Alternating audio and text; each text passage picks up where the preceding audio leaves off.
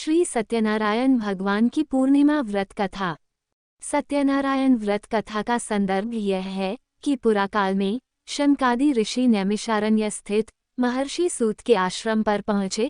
महर्षि सूत से प्रश्न करते हुए ऋषि गण पूछते हैं कि लौकिक कष्ट मुक्ति, सांसारिक दुखों व कष्टों से मुक्ति पाने के लिए सरल उपाय क्या है।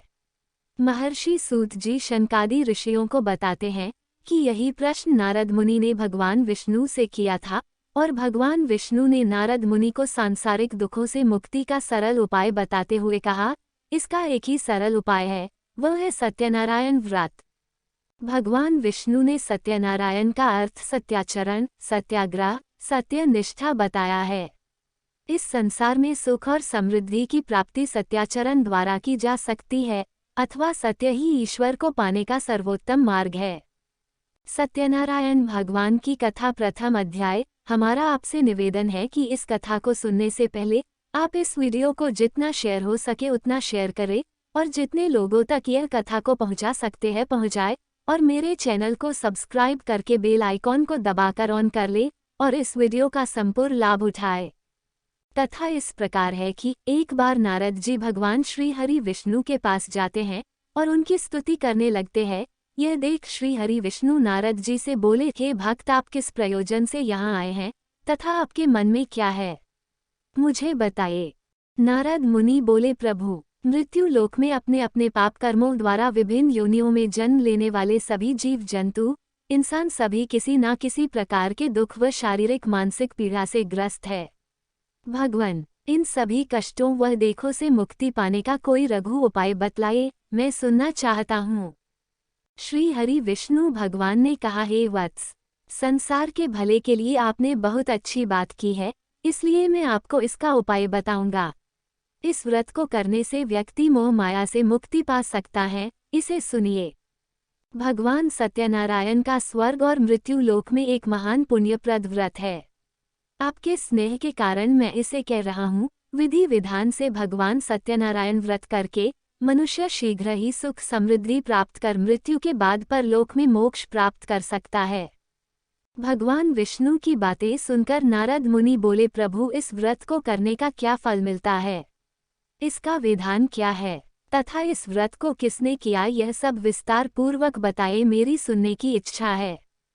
श्री हरि विष्णु ने कहा, यह सत्यनारायण व्रत दुख, शारीरिक मानसिक शौक आदि का शमन करने वाला है, वह धन धान्य की वृद्धि करता है, सौभाग्य अखंड करता है और संतान प्राप्ति के लिए किया जाता है।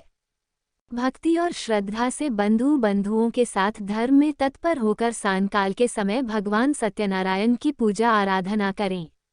नैवेद्य में उत्तम कोटि के भोज्य पदार्थ सवाया मात्रा में अर्पित करना चाहिए तथा भोग का प्रसाद बनाने के लिए केले का फल, घी, दूध, साठी गेहूं या चावल का आटा और शक्कर या गुड़ लेकर इन सभी को एकत्रित करके सवाया मात्रा में भगवान को भोग लगाना चाहिए तथा पूजा के बाद सब लोगों में विस्तृत करना चाहिए।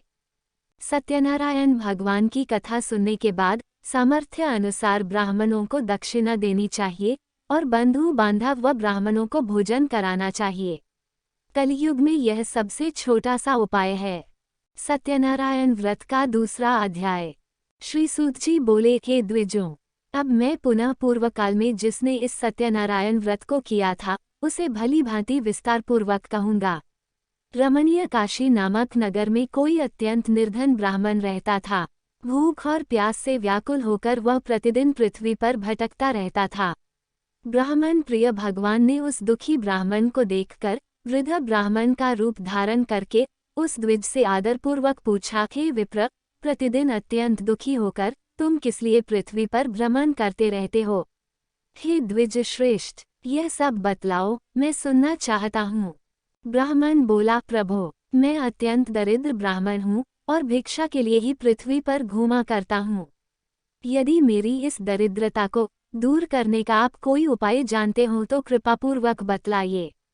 वृद्ध ब्राह्मण बोला, हे ब्राह्मण देव, सत्यनारायण भगवान विष्णु अभीष्ट फल को देने वाले हैं।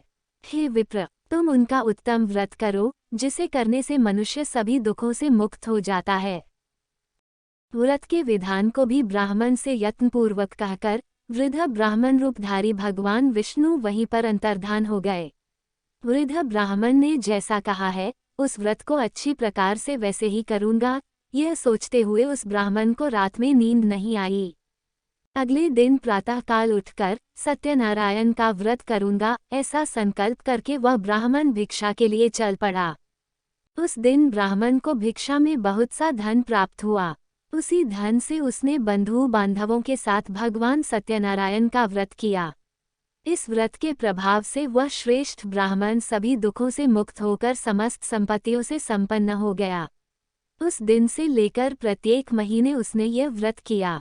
इस प्रकार भगवान सत्यनारायण के इस व्रत को करके वह श्रेष्ठ ब्राह्मण सभी पापों से मुक्त हो गया और उसने दुर्लभ मोक्षपद को प्राप्त किया। हे विप्र, पृथ्वी पर जब भी कोई मनुष्य श्री सत्यनारायण का व्रत करेगा, उसी समय उसके समस्त दुख नष्ट हो जाएंगे। हे ब्राह्मणों, इस प्रकार भगवान नारायण ने महात्मा नारद जी से जो कुछ कहा, मैंने वह सब आप लोगों से कह दिया। आगे अब और क्या कहूँ। हे मुने, इस पृथ्वी पर उस ब्राह्मण से सुने हुए इस व्रत को किसने किया, हम वह सब सुनना चाहते हैं। उस व्रत पर हमारी श्रद्धा हो रही है। श्री सूत जी बोले, मुनियों, पृथ्वी पर जिसने यह व्रत किया उसे आप लोग सुने।